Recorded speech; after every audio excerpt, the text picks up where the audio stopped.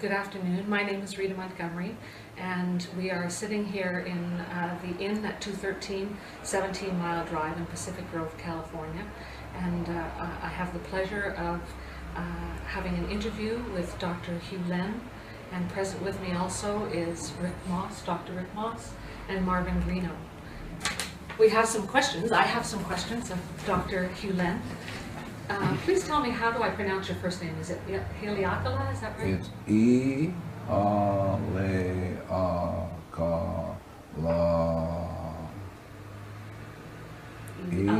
E-A-Le-A-K-A-L-A. Thank you. Yeah.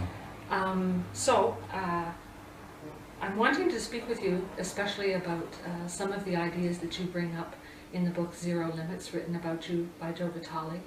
And perhaps you could start out by explaining a little bit about this idea of 100% responsibility for oneself, and an entirely different idea of what the self is according to the system that you speak about.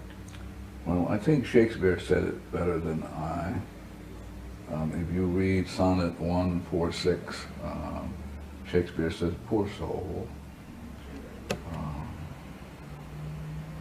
And so Shakespeare is saying the basic idea is that there are tragedies in our lives because we don't take a look at where the origin of the problem is, and it's always in self. So the tragedy being in life is that we're clueless and we repeat the same thing over and over and over again. And so when I work at Hawaii, for example, when I worked at Hawaii State Hospital, working with people killed, raped, and murdered people, I had to ask the question, what is going on in me that I am experiencing this? I'm experiencing a patient being violent, I'm experiencing staff going crazy, that sort of stuff. And so having to take 100% responsibility for that. What's going on in me that I'm creating this experience? And so I just do this cleaning, and the cleaning, the Ho'oponopono is about going into the self, and specifically into the subconscious, and where the data is. And since everything is run by information, so the information in my subconscious is dictating to me what I'm seeing, what I'm experiencing. It's like in Shakespeare's Tempest, where Miranda says, "Oh, woe is me to see what I see." So Miranda has this insight that she's only seeing with data. And so it is with me, and so it is with all of you. And so I just work on the data in me that I experience as, quotes, the other person. So if I see you as being crazy and goofy, it's only my experience of you. If I erase that, you can't be that way. Not possible. And so that's what I mean to be 100% responsible. Being 100% responsible is taking responsibility for what is going on you, that you experience of whatever. Could I ask you to clarify just a little point? You said, what is it in me that is experiencing this? Yeah. Could you clarify what you mean by experiencing? Do you mean perception? No, I don't even mean that. I'm not, perception is really a end product or consequence of data playing in the subconscious. So again, coming back to Miranda is saying, I only can see what I see because the data is seeing what I see. So Miranda is really speaking what Shakespeare says the mind is just a stage, and the data runs around on the stage, and the data is really what is going on. And so if the data is such that I'm experiencing suffering, or I'm experiencing people being goofy, then I have to be responsible for that. What's going on in me, and it's simply data playing, and more specifically memories replaying in the subconscious. And those can be erased. Mm-hmm. I think that is probably the most profound thing about this Ho'oponopono, is that you could erase data. Could you give us an example of what it feels like or looks like for data to be erased, or is that not something that can be done in this kind of setting? I'm not sure what you're asking. Could you give us an example of cleaning? I mean, how do we erase the data within our own minds? Is that something that could be Yeah, discussed? of course. You can teach it. Trees can do it. Cars can do it. Anybody can do it. But the idea is the most fundamental question one needs to know is the question, who am I? And most people have no idea about who they are and therefore are not allow the data in them to speak for them, as opposed to choosing to not have the data by erasing it. And so it's coming back to great sages like Jesus. Jesus said, love your enemies, and your only enemy is the memory plane that you experience as the judgments, anger, resentment, hate, annoyance. And so the Ho'oponopono is about falling in love with the data and saying to the anger, I love it, saying to the memory that replays the anger, I love you, thank you for showing up, and give you one more chance to free you. And so the Ho'oponopono is just simply saying, I love you, thank you. When the data is erased, what is the self that remains? Is it a unique self that is God created? Is it individuated, or is it just pure self? So let me come back at you. So I would ask you, who's talking? Who's asking the question? Well, that would be the data, and Yeah. because the other part of me would know the answer to that. Yeah, but I'm saying since the data is talking, you can erase the data. So I'm saying to people, no matter if you have questions, you'll never be able to get at what is going on because the data is running you. And the idea is to get to see, we historically have come from this notion that you can decode things. So the Greeks come along and Greeks said, well, let's examine, let's analyze. But the Ho'oponopono is not about examining or analyzing. Ho'oponopono is about letting go of the data. So when the data is erased, you are what Buddha called in the space of void, or what Shakespeare calls you're in the state of blank. And it is when you are in that state of emptiness, void, and blank, then this inspiration comes through. What quantum physics called the phantom force of nothing. So it's a state of nothingness? I'm sorry? I'm sorry, it's a state of nothingness that you're But describing? you have to really be careful because one has to be as precise as possible. No thought? No words? No, not no thought, no data plane. So what does that mean to have no data free? That means you're free. You're absolutely free when no data plays. And it's only at freedom, or I'll use another word, clarity. Clarity is defined as no data playing. No data meaning no memory replaying in the subconscious that one experiences. So let's say you get the mind back to zero, is what Jesus called the stone or the foundation. And only on that foundation then can you build something. And then out of that foundation comes the inspiration. And so you are moved by perfect information as opposed to being using dead information. Because most of the time we're dead. Because we without realizing we're stuck in old data and we're dead. And the Ho'oponopono is about releasing the death and the debt. So we basically have a mortgage on our souls, and we don't even know that. And because we're not conscious of it or not even aware of it, we're stuck in it, and we're just going to suffer. And it doesn't have to be so. But you can erase the data back to zero, and at zero, out of nothing comes this phantom force of inspiration. New data, brand new. There's so much of our operating in the world that depends upon language and thought. So when you just... Only if you say so. Okay. So in other words, now we're stuck in that data. Because you have said something that's just a story, and the data is telling you what to say, and you're stuck. And that means if you're stuck, I'm stuck.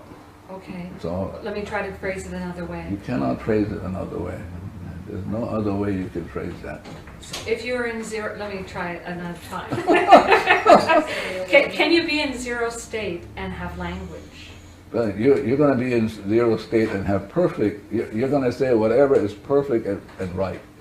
And everything, in other words, let's say you're at zero, that means the whole world, the whole cosmos becomes zero. That means everything gets enlightened. So he gets enlightened, the chair gets enlightened. But they don't get enlightened from me. They get enlightened directly from the source. And so then the language is perfect. And it's a language in which you're not even aware. It's what the artists call inspiration. Like all of a sudden, Van Gogh or these great artists just do it.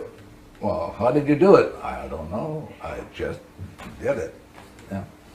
That's the language of love and art.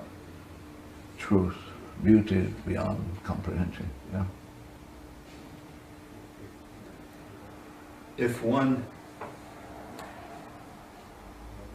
one takes responsibility for everything and everyone, everything that's going on in that person, yes, then the idea of free will, that each has a will to choose or a decision or to choose for themselves how they want to grow, change, heal, yeah. That would not be a point that you would recognize. Is that correct? Well, it depends on, again, we have to be really precise, so I'm going to come back and ask you. Please. So when you say free will, what does that mean? To me, it means the right to choose against what is natural, the right to hold on to one's programming, the right to separate oneself and one mind from source. See, what happens is that at any given moment, 11 million bits of information is playing, for which you are unconscious of. Yes. So it's driving you. So you don't have free will, but you have choice. The choice is, like Shakespeare is saying, to be or not to be free of the data. Mm-hmm. You have that choice, but the data is going to run you. The only question is, what data is going to run you? Is it going to be inspiration, or is it going to be memory, which is dead stuff? Mm-hmm. So that's the choice, but one doesn't have free will. Can I approach the question differently, because it's not... Yeah. Let's talk about the people at Hawaii State Hospital. Yeah. By changing yourself, you changed them because they are part of yourself. Is the language correct? Well, I think what happens is like with you. Before I came here, I got the address, so I did the cleaning on the address. I did the cleaning on this camera, and on your camera, because I don't know what he took before, and that will interfere with what's going on now. And so I'm taking 100% responsibility, because peace begins with me. So if I show up and I'm not peaceful, you can't be peaceful yourself. And so I'm only here because only for one purpose, and that is to make amends for whatever. For whatever. Yeah, and I don't know what that whatever is consciously, but there are parts of me that know what that is, and so my job is just to begin being 100% responsible by doing the cleaning. Mm-hmm. Yeah, but I don't know what's getting cleaned up. I'm clueless. I get the impression that you make many of your decisions, your actions, based upon petitioning divinity to make a choice as to act in one way or to act in another way. Is that right? Again, we're going to have to be really precise now. Okay. I do the cleaning. That's my job, to get back to zero. I want to be free.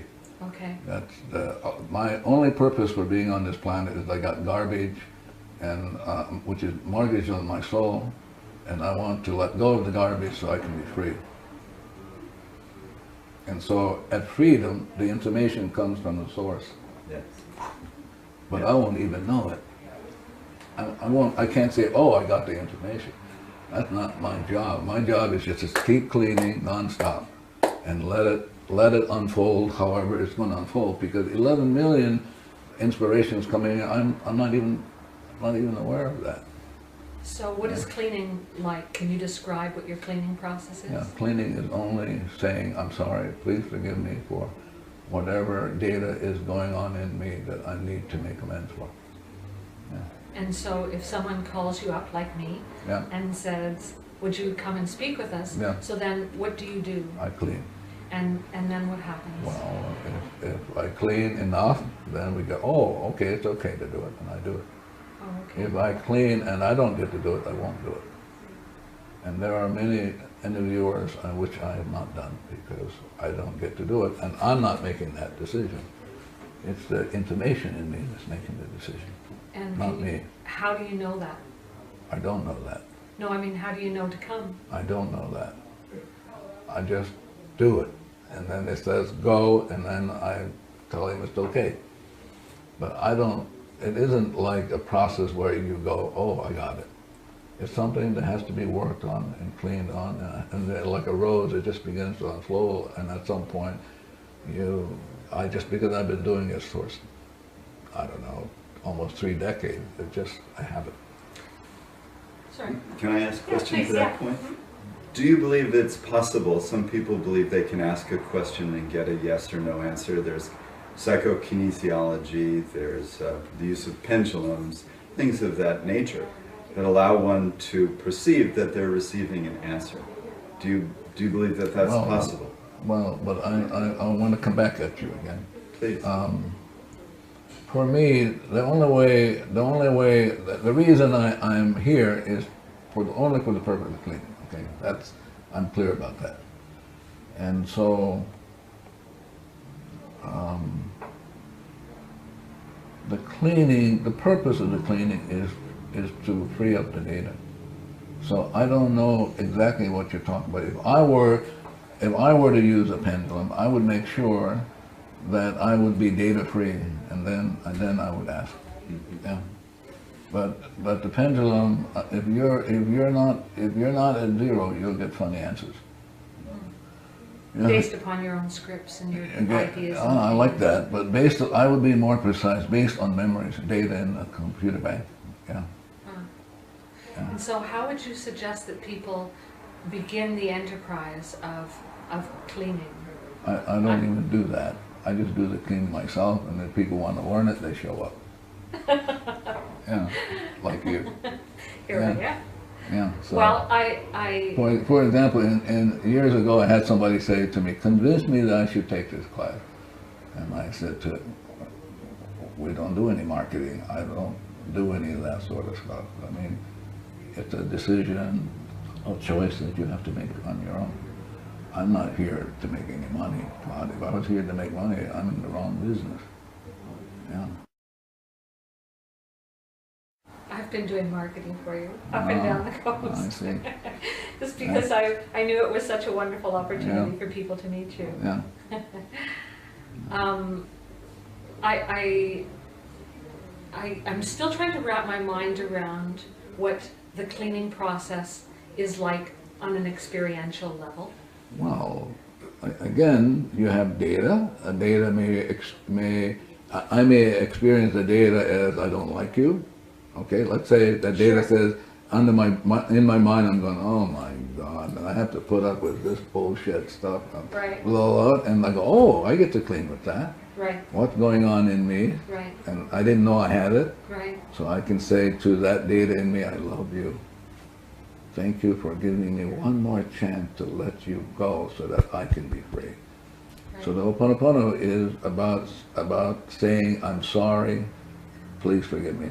And then the I'm sorry, please forgive me can be said in a different way. I love you, thank you, blueberries, M&Ms, the whole kit and caboodle.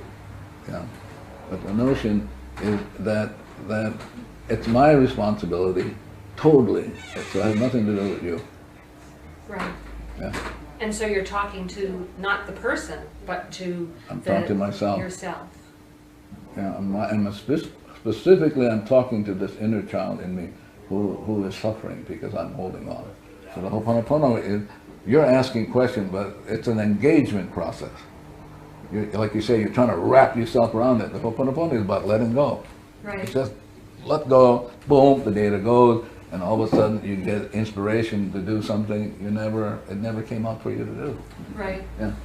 In the introduction to Zero Limits, Joe Vitale talks about programs that go back to the beginning of existence. Yeah. Could you talk a little more about that? Yeah. When coming back again to Shakespeare When we were initially created at the beginning, we were nothing.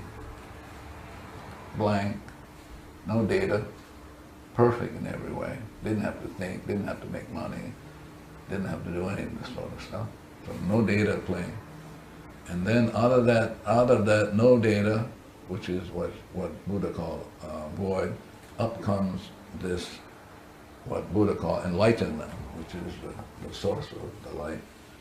And then that source of the light decided, and I don't know why and how come, and I'm not interested, decided to create each one of us, and created each one of us infinitely zero. So that's how we began. And so what does it mean to be infinitely zero? It means we experience heaven on earth, nirvana, art, beauty, love, until something came along, and it brought darkness. Yeah. Yeah. Are you in that state of bliss, nirvana? If I was in that state, I would not be here sitting with you guys. I'm here because I have stuff to let go. But clearly you've had a considerable degree of success based upon your having emptied a psychiatric hospital. I don't know what that means, success. Assisted in a healing for people. No, I didn't assist. I only took care of me. I'm responsible. I wasn't interested in them. They just came along in my life and said, hello, you got stuff you should let go. I said, oh, okay. So I didn't do it for them. They're just mirrors then to yourself? More importantly, more specifically, more precisely, that we had shared memories. Ah. Yeah. Yeah. So this notion about healing people is bullshit stuff. I didn't do that. I'm only here to clean up what was going on in me that kept him goofy, that kept him stuck in the hospital. That's what I came. I came along to do that, to do it on me, not them. And if they benefit, okay, but that wasn't my orientation. That wasn't my focus. My focus was to be free. Yeah. So anyone who comes in front of you in any way, Or before. you Yeah, have relationship with that person You on have some level. shared data. And do you feel a sense of compassion towards the people that you... You're funny. What does that mean, compassion? A heartfelt connection? You want me to be deadly honest with you? Yes, please. It's bullshit stuff. It's like when you're free at zero, you have nothing. You're free. You're not even in love. You're not having any of this stuff you hear, the garbage that you hear. You're nothing. That's what Jesus said. Jesus said, listen, seek ye first the kingdom, which is nothingness, and you shall see God. That's what I'm interested. I'm interested in seeing the God in you guys. Okay. I'm not interested in. So if I see the God in you, then I'm okay. I'm fine. See, it's the data. If I can let go of the data, which is the mortgage on my soul, I get back to zero. Then I'm going to see what Jesus said. I'm going to see God. And nothing but. Yeah, nothing but. And because you guys were already perfect, it was the imperfection of the data in me, not in you. So this notion about saving or clearing out the hospital is funny. The whole universe laughs. That universe is not interested in saving anybody. The universe is interested in one being 100% responsible. Then the universe will sing, Hallelujah. But did that event happen then? That was I'm sorry? The event that's described in the book about you working in the psychiatric hospital. What about it? Did it happen? What happened? Did it so happen that you did cleaning on yourself and that those people were healed and moved on? Let me be really more precise. It's very important to be precise. When I showed up at the hospital, it isn't a job I wanted to do. Right. But I had a friend there who said, we need some help. And I said, well, I can do it. Just give me the names of the people. I can do it from wherever. I don't have to be there. Well, we can't do it because it's confidential. So I said, okay. And maybe after a year or two, I finally relinquished and went. And so when I showed up, all the seclusion rooms were used. And there were people, several people daily in restraint, physical, that sort of restraint. There was really verbal and physical violence on the ward. So I just did my cleaning. What was going on in me that I'm experiencing? Like the toilets flushing with nobody on them, a shower turning on with nobody, you know. And so I just began the cleaning, and months later, without making an effort, the seclusion rooms went. Nobody ended up in the seclusion rooms. The violence stopped. Whereas it would take several years to turn around time for people to go home, they were going home. Maybe after one, I was there about 4 years. Maybe the turnaround time was 3 or 4 months. And so it's essentially, that's what I did, just work on myself. Yeah. So, whereas they didn't have any kind of work program, we started doing things like making cookies. Started out, that was a wonderful project. Can you imagine? Supposedly all these crazy people making cookies, you know? But making cookies, polishing shoes, washing cars, things that nobody ever thought of doing. And I didn't plan it, it just did it. I didn't go, well, let's see whether we can do something, make a new job. It didn't happen that way. So what? Yeah. I'm sorry. And then no one could leave this unit without a physician's signature. But maybe, I don't know, a year or two down the road, we were able to have a jogging program, tennis program. Yeah. But I didn't do anything. I just was clean on myself and just kind of watch and then be awed by what God can do. Huh?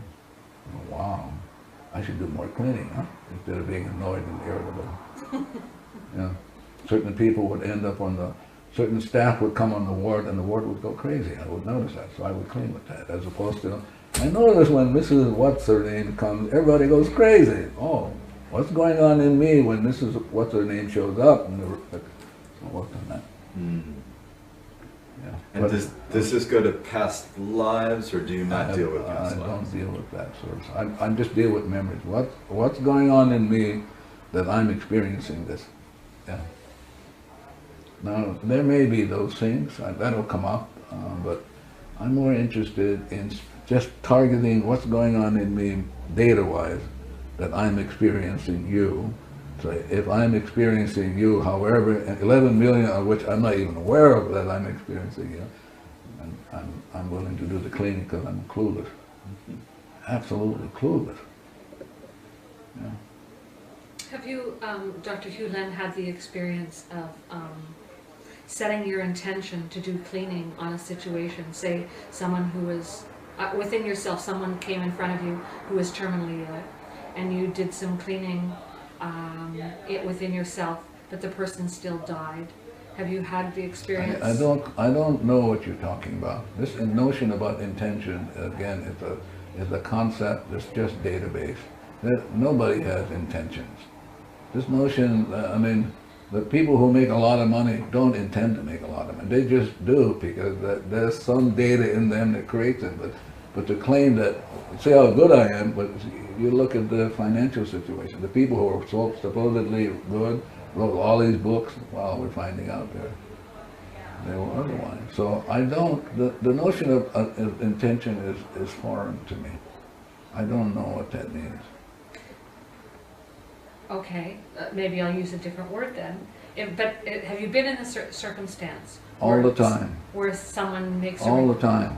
And so... All the time. I just came back from Japan, I had this woman come up to me, and little lady, and beautiful lady. She said I had been diagnosed as having terminal cancer. I'm going to be dead in 3 months. And so I just did a cleaning. She came up, she looked at me, she hugged me. As I hugged her, I did the cleaning. But listen, I'm not God. Sure.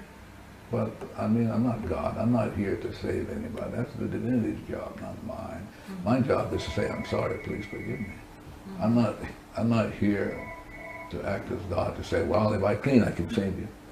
And don't do that. Can you tell us more specifically what you did within yourself when that woman with cancer showed up? Yeah. What did you clean within yourself? Yeah, so I said, as I was hugging her, I said to the divinity, thank you for giving me this opportunity for this lady to come up so that I can look at myself. What's going on in me that I would like to make amends for?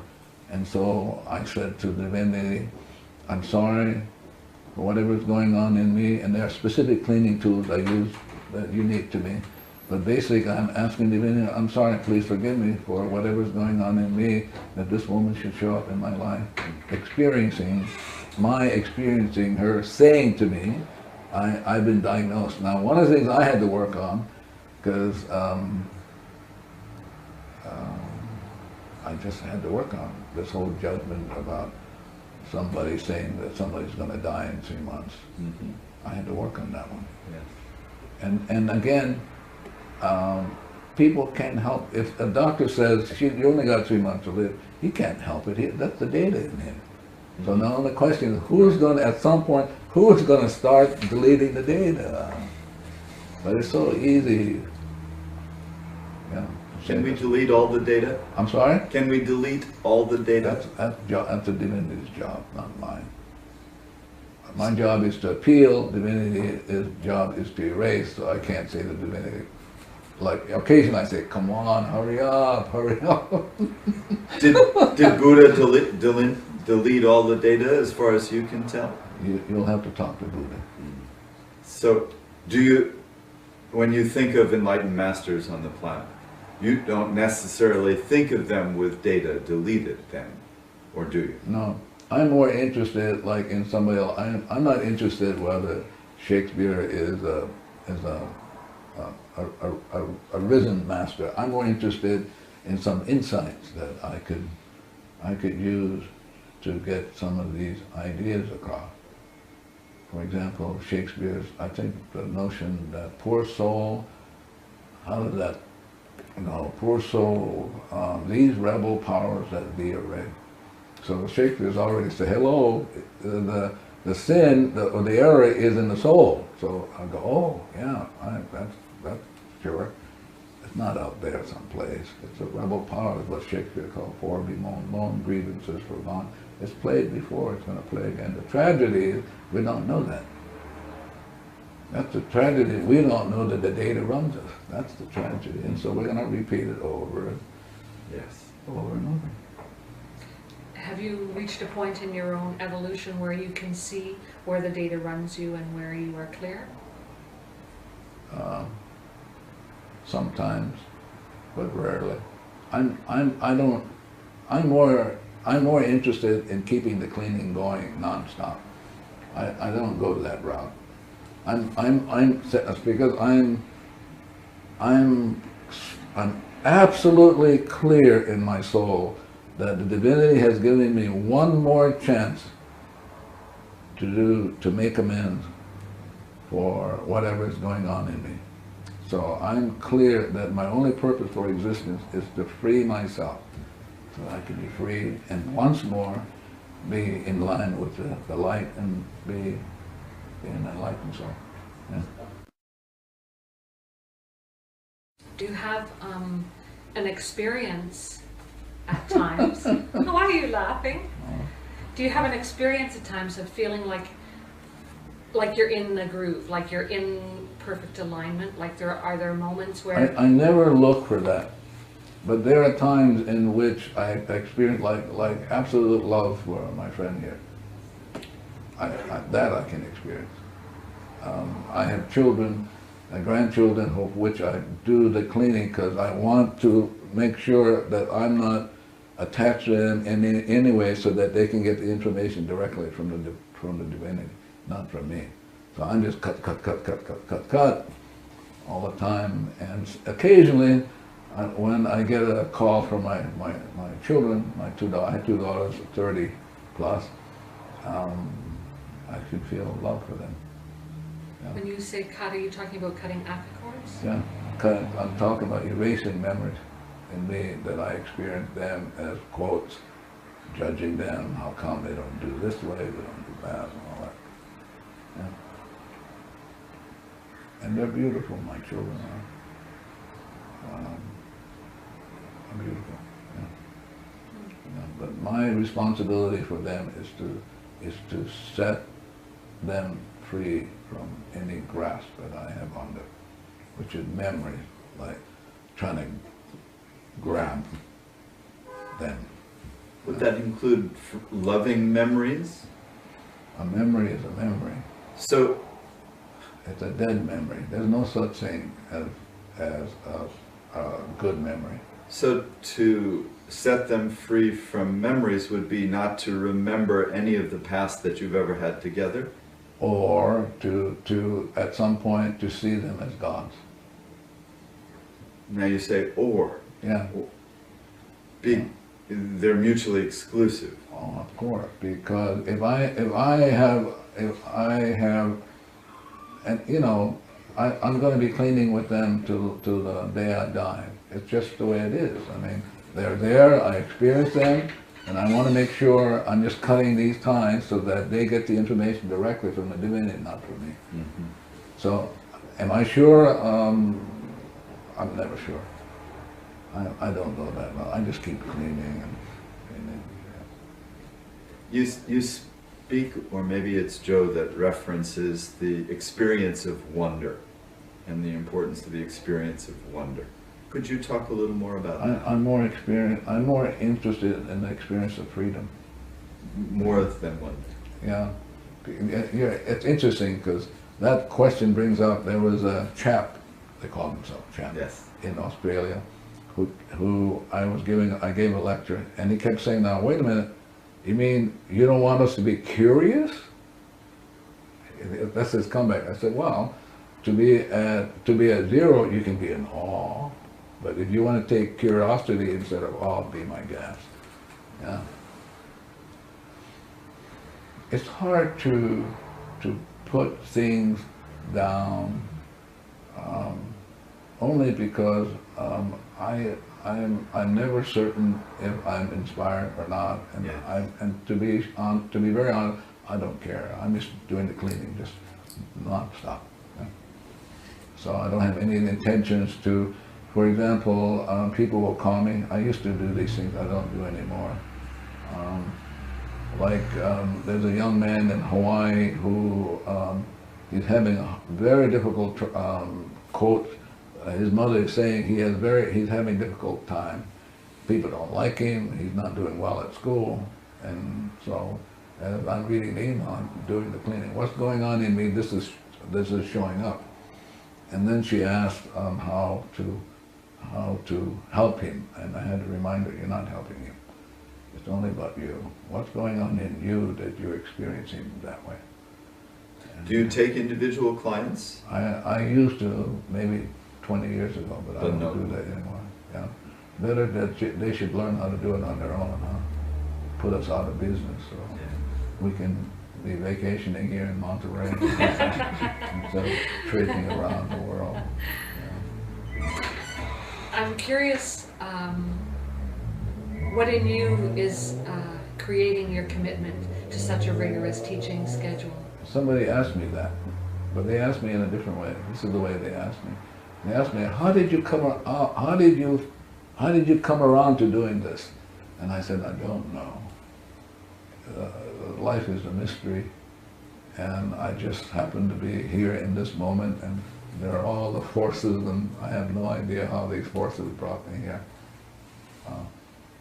But I'm clear though. I'm here to clean with you chair the board. This guy, the camera, that thing is going to get on the internet, gonna get on shows, and the shows are all generated by oil. You know that, right? You have a cell phone? Yes. You know what the source, the power of that cell phone is?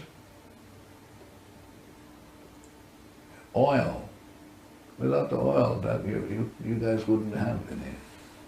Couldn't generate a cell phone message. It all goes back. So I'm cleaning with that. The rape of Mother Earth. I know. We're raping Mother Earth, but we can't help it. So I have to remind myself, nobody can help it. Everybody's stuck in programs, and so somebody's got to get to the cleaning, and I'm willing to do it. Marvin's willing to do it. More and more people around the world are willing to do it. You have, I guess the answer I was looking to that last question is, I had in mind the possibility that you had the hope that many people would be doing this work, and that we might change if nobody showed up, I would do it anyway. But would it not be your hope? Or maybe you don't hope? That That there would be don't you a think movement? Don't you think it's a form of manipulation? I've thought that. Well, I can erase that then. If you're not, I can work on that. I want to get to zero, so that the people who are divinely correct to come will come. Right. That's mine. I'm not here to promote anything. I'm not. At least I'm not intending to do it. I'm not conscious I'm doing it. I may be, but I think it's a disservice to people to promote something and then have them come when for them divinely it's not correct to be wherever they end up being, you know. In other words, promotion speaks to their memories. Yeah. And stimulates their memories. Yeah. But can promotion also speak to them and stir them to want to erase their memories? If I clean, let's say I clean, and there are 8 billion people out there. If I clean and I get myself back to zero, even for an instant, everybody will get back to zero. Then it's the divine in them that will choose to do it or not to do it. Not some promotion on my part, or some manipulation on my part. Yeah. And the book that Joe wrote about you or with you, Yeah. is that a manipulation? Is that, how do you see the book? Well, it depends on what page you're on.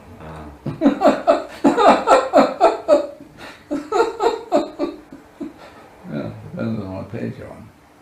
Depends Overall, on how do you feel about the book? Well, but I cleaned before, and so like with you, he had asked me months and months and months if I would do a book with him, and I did the cleaning. I heard no, just like with you guys, and at some point I heard yes, and so I did it.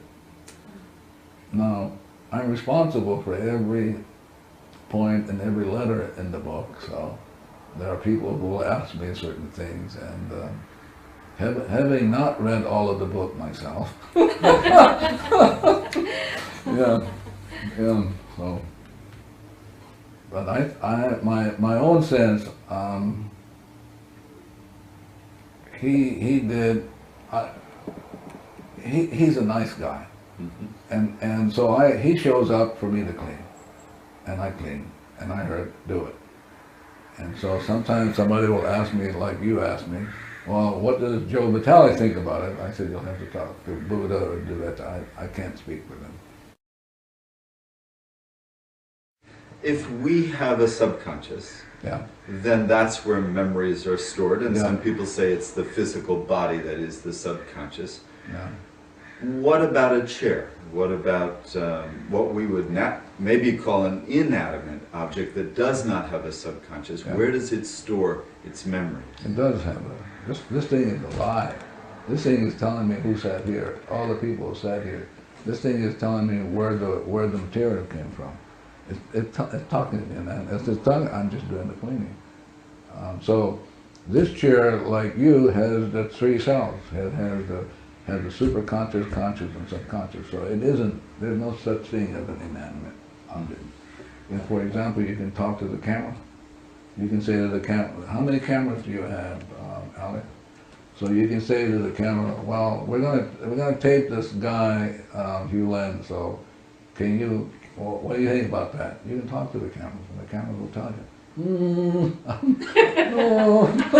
I don't know about that. And then let's say he knew how to do the cleaning, and they said, well, let's do the cleaning, and so he does the cleaning, and maybe the camera will change its mind. So when photographers say the camera loves you, they're speaking more than they know. Absolutely. Absolutely. Absolutely. Even I had to show you how goofy this thing can be, I had a friend of mine who married a guy who wasn't doing very well in the construction business, and then when like 40,000 he made, and then maybe 3 years later after she married he made 3 million. But she knew that her job was to work on all of the projects, talk to all of the projects. And so one day he was having trouble, I think, putting up a scaffold or something. And so she did the cleaning and she heard the nails. She heard the nails said, we just can't get along. Can't get along. So if you can't get nails to even get along, then you can't put up a scaffold, you know. The scaffold won't work. So the idea is you have to be able to talk to everything. Get them ready. Like little children, you have to say, okay, here we're starting a new project. Here's the address. Here, and then you begin the cleaning right away, and then the right subcontractors will show up. I mean, and the right banking will show up. The right whatever. But everything is alive. Yeah, okay. So everything has the three selves. Yeah. I've seen the kind of process happen that you're describing, where everything just drops into alignment with a plan. But how is it, would you encourage everyone to learn to have the facility that you have of talking to furniture and talking to a plan and talking to all the forces that go into making something work? Whoever shows up over the weekend and at this lecture, I'm going to talk about that. Yeah, but I'm not going to yell at the rest of the world and say, come on, I have something I'm going to tell you about this. You could really use. That's an imposition. Yeah, it's an imposition. It's not a gift. It's an imposition. Yeah. Yeah. My job is to do my cleaning, and then if I do my cleaning, get back to zero, everybody will get back to zero.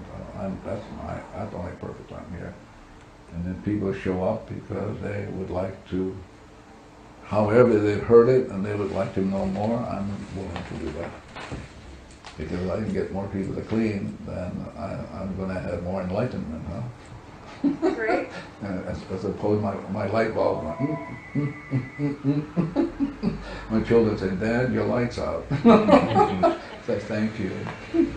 Are there certain activities that you engage in life that help you to get to zero more than others? Yeah, like eating cleaning foods, drinking liquids that are cleaning, having plants in your environment that clean, of course. Yeah. When you are doing cleaning, are you going into an altered state of consciousness? No. You're just doing it from your conscious mind and trusting that. Well, I'm hoping I'm doing it consciously, but I'm hoping I've talked to my subconscious, who is a computer bank, that the subconscious has heard me enough. I've fallen in love with it, and has asked it, please help me with the cleaning. And so I've downloaded every information that I know about the cleaning, and so my subconscious knows it, and it will do the cleaning. So, are there any guides or angels that help one with cleaning? If you eat blueberries, for example, blueberries erase memories and open up angelic kingdoms. Yeah. Could you speak to us a little about angelic kingdoms? What would you like to know? Are there levels to them? Do they interact with humans? I don't know those things. I don't go that route. All I know is one day I was cleaning years ago, and then he said, "Why don't you try blueberries?" I said, "Okay." And I said, "Well, what do you say?" I said, "Well, I could see the angelic kingdom." And then that was it. The discussion ended. I didn't hear whether they were levels, and they were stretched out. I didn't hear any of that. Do you mean like nature spirits when you speak of angels? I don't know what that is. Like people say that there are little people that are guardians of plants and the earth. No, I'm talking about angelic kingdom.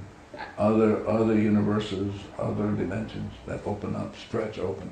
So you eat one blueberry, just stretches, and your mind goes, wow. Yeah, and you may not be conscious of it. That's the 11 million for which you're not conscious.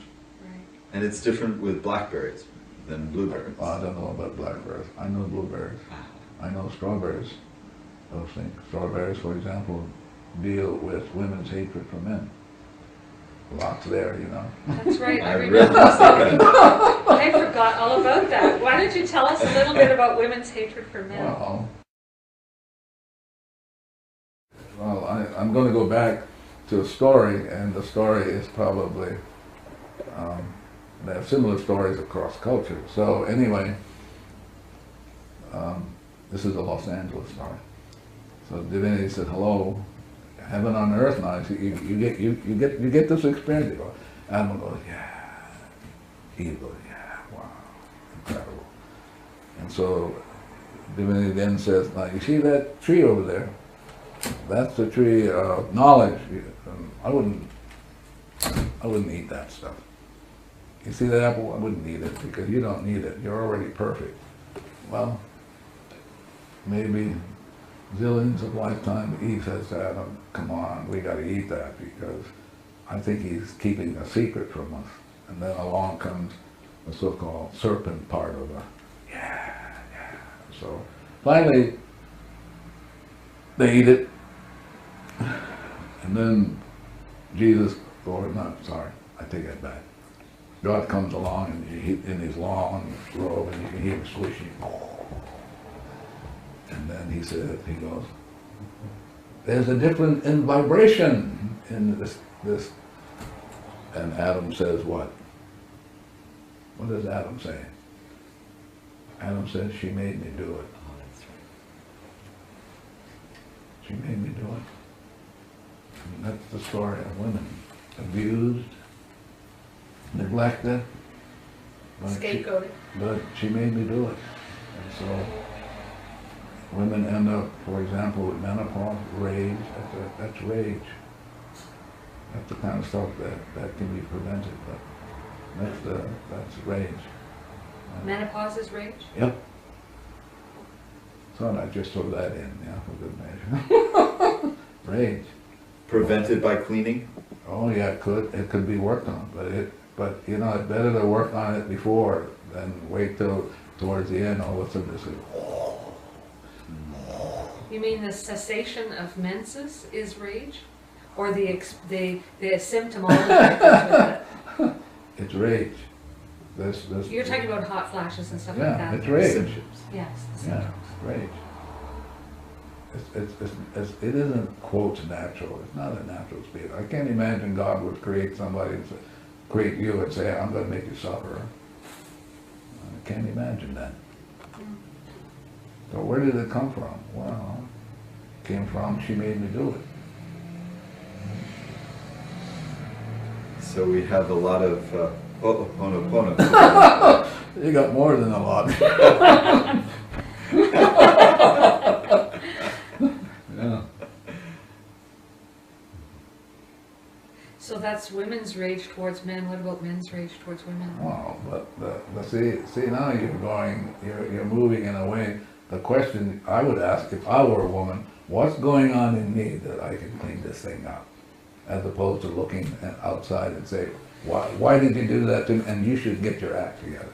Yeah, actually, sorry, Rick, one of the questions that crosses my mind is, why is it that we have that degree of rage towards each other, fellow human beings? But you're speaking data. You're engaged. You're wrapping this up as opposed to you can let it go. I love you, thank you, whatever you can. I love you.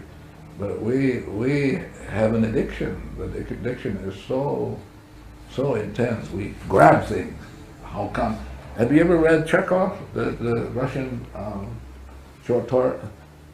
That's the theme in all of his stories. How come? Why? Why did they cut down that forest? Why are they doing that? Why is it that we can't get along? Why is it that we suffer when if we were friends, everybody would profit from this?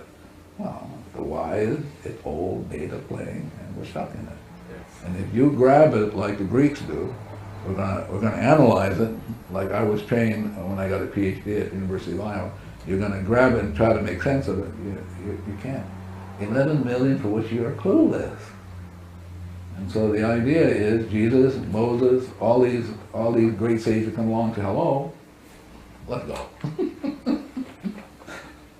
But, So have you set aside your analytical processes? no, you see, I'm still here. What are you talking about? Yeah, I'm still here. If I had let that all go, I wouldn't be here. You wouldn't be here either. If you were going to ask you a really rich question, what question would you ask yourself? Who am I? And how would you answer it? I am infinitely zero. I'm an exact copy of the source, the infinite. I'm an exact copy. That means I'm perfect in every way. My problem is not me. My problem is the data in me. Are you an individuated perfection? What does that mean? Do we have any individuated aspects? One more time? Did God create us individually? Yeah, of course. So God created you, and your rhythm is very different from hers. Your rhythm is different from the chair, of course.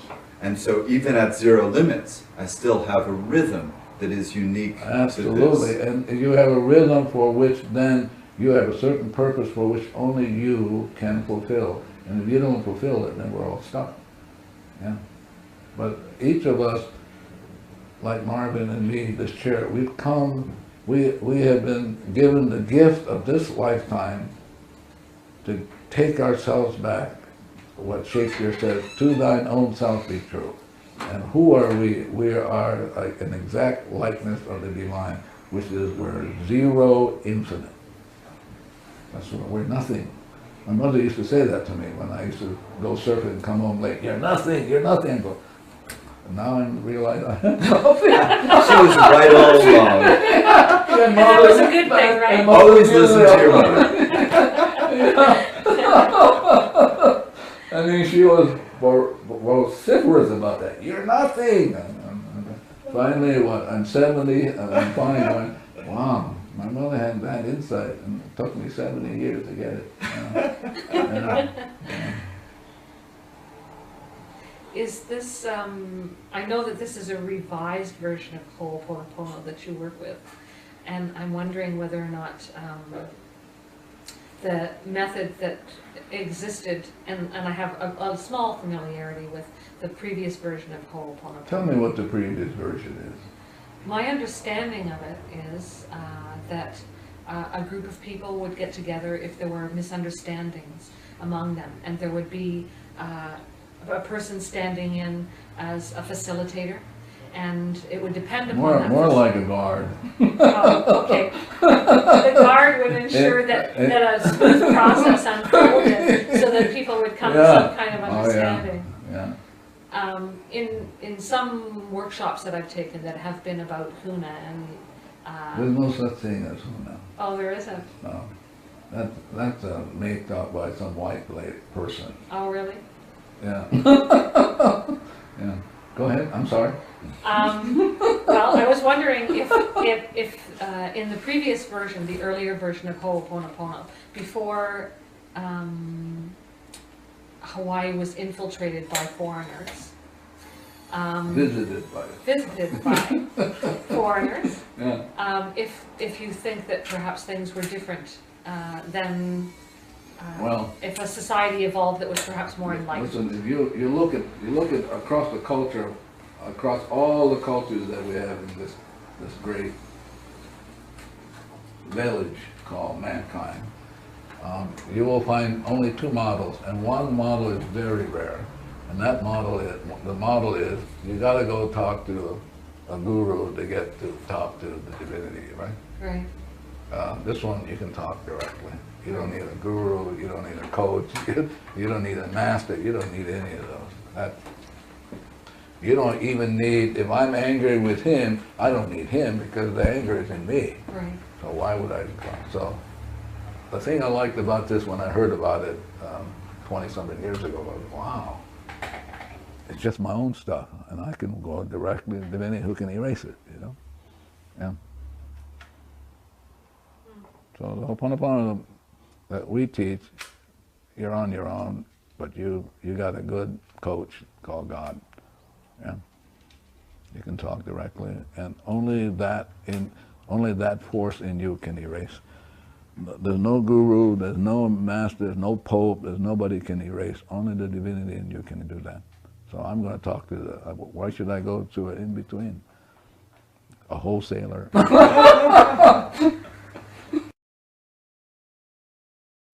You have a whole team of people, do you not, who do the Ho'oponopono work with you? I'm part of a group of people who we have developed over the last 25 or 26 years. Some of them are coordinators, like my friend Marvin here, who does most of the work. He has to listen to all these telephone calls, get these emails, and I'm glad I don't have to. That's not my part. I wasn't created for that, thank God. But so, and then we have also coordinators who can teach, so coordinate teach, and then we have people who teach who don't coordinate, and then we have key people who are key people because of the cleaning that they have been assigned to do, not because of anything else, but they are important people in terms of cleaning. If we can get them involved in the cleaning, we will have an easier result. Yeah, so we have 1, 2, 3, 4 of them. Yeah. So these people are particularly skilled at cleaning? Not that they're skilled, they're the worst people on the planet. Really? He said, okay, let's get the worst people on the planet to do the cleaning. Wow, I think that's wonderful, don't you think so? So we have the biggest troublemakers in the cosmos helping with the cleaning. Yeah, I'm serious. Yeah. So why, you know, Divinity said, why would I? Jesus came and said, why would I fall in love, be in love with somebody that already loves me? I'm going to go look for somebody who hates me. So we got a lot of people who are kind of that category who can clean because that's what they've come to do. Wow. Yeah. That's inspiring. You suppose she got that? No, I didn't. Can you share that with us? Did you get it? Yeah, go ahead, share that with us. I don't understand. That there are people who so want to clean up themselves and they have so much work to do that their cleaning really transforms the planet because how much they have to clean. Yeah. Yeah. And without their cleaning, we would have, it would take a longer They are big time. vacuum cleaners. Yeah. Mangungas. And they only showed up over the last 30 years.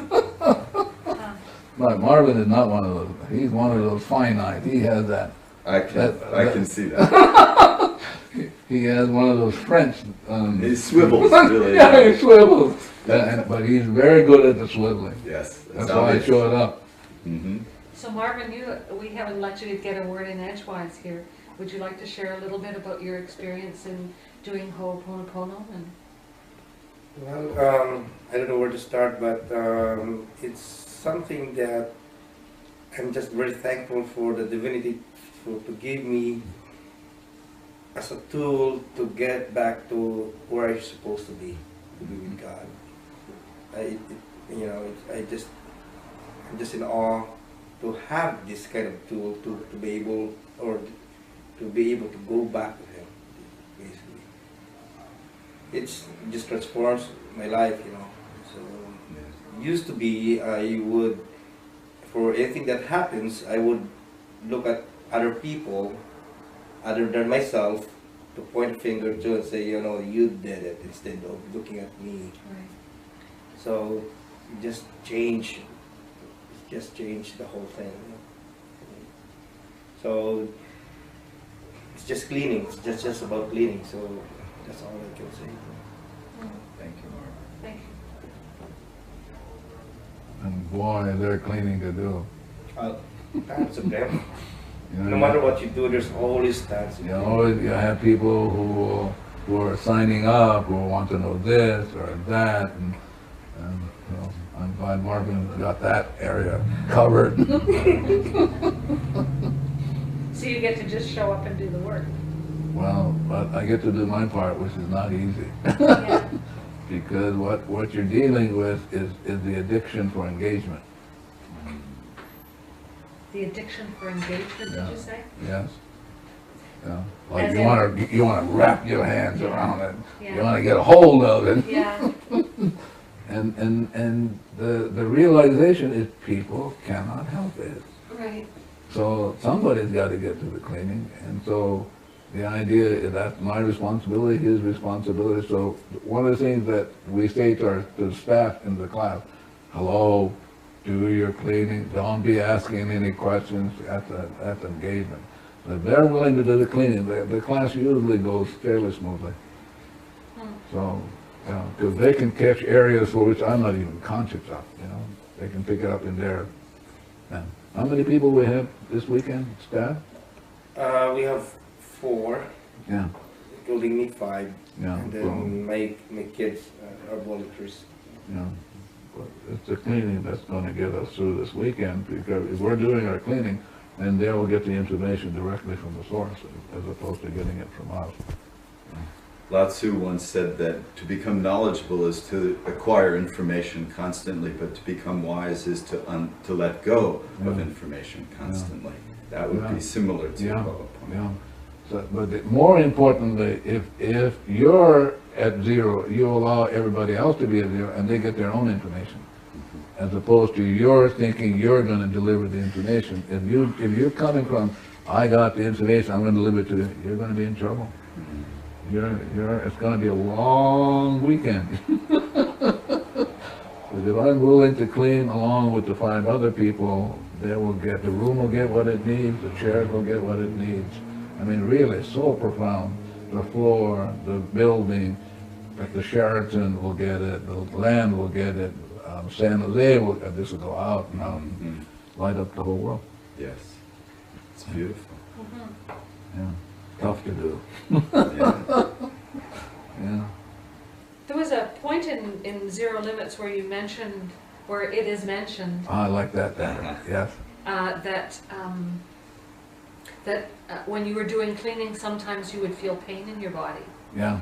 And I've been working with I love you, I'm sorry, please Yeah. forgive me, thank you for, Yeah. with a fair bit of dedication, Yeah. not as much as you probably, but Yeah. for about 8 months now. Yeah. And I noticed times where I would it felt like I would describe it as an energy knot that would Yeah. congeal and harden and intensify in my body. Yeah. And as I kept on doing cleaning, Yeah. that it would sort of dissipate. Is this a common pattern that you... I think it's different for everybody. Yeah. That's the thing I love about the Ho'oponopono, is that there's no one program for everybody. Everybody is their own program. And so the program is to really erase the data, to get everybody back to zero. And once they get back to zero, they'll be awed by who they are. They'll fall in love with themselves. They'll be grateful. That's like the word aloha for the Hawaiians. Some Hawaiians, I should be careful. Some Hawaiians, when you say aloha, you're actually saying alo means to be in the presence and ha means God. So when people say aloha, you're actually saying I'm in the presence of God. So the Ho'oponopono is to be in the presence of God, and you have to recognize that everything is really God-made. And if you mess around with them, it's going to come back and swat you. Yeah. Best to say, ah. Yeah. Do you, meditate, Dr. Hew Len? I meditate with my eyes open. Yeah.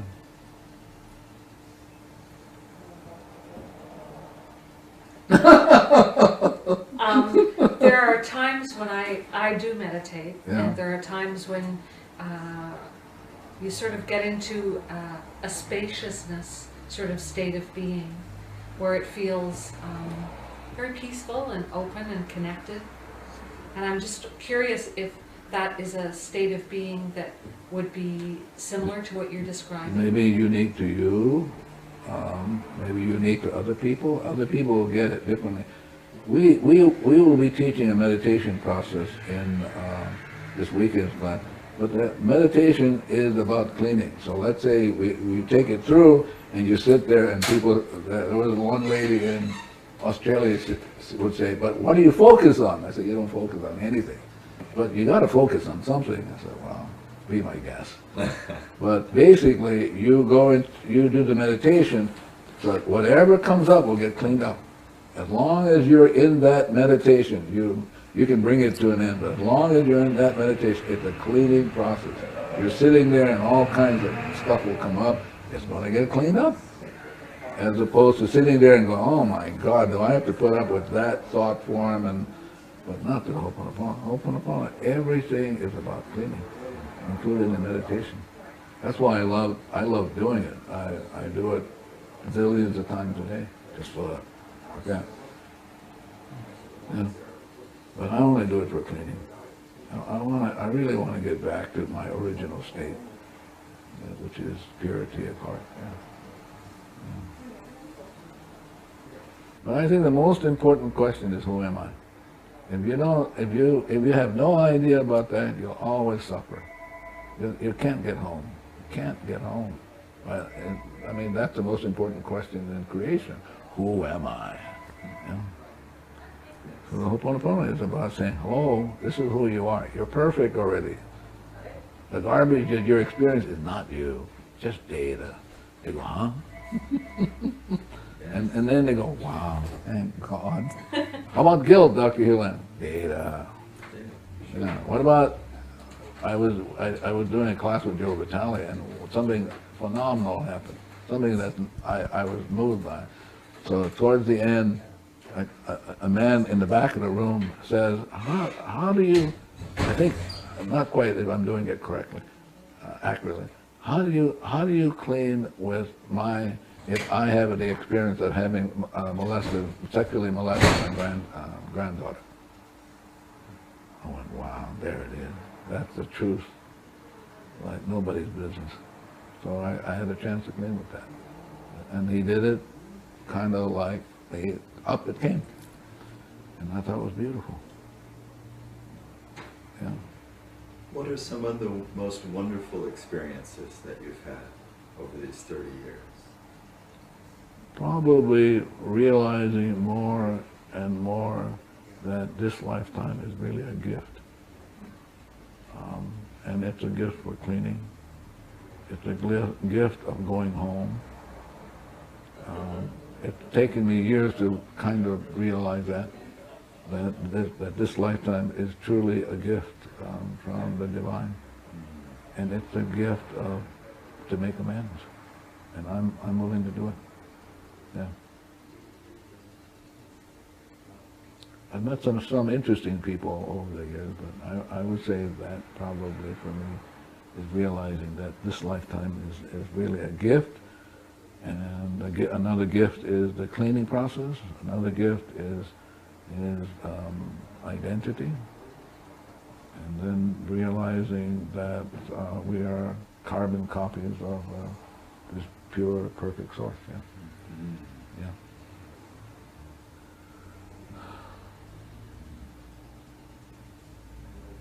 Yes.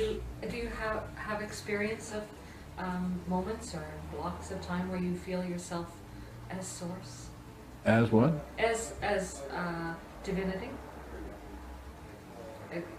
That being in a state of consciousness, perhaps where you would be merged with your high self, your conscious mind and your high self would open up a window of perception? I have moments of feeling love for myself. I have moments of feeling love for my children. I mean, the kind of love where you have no attachments.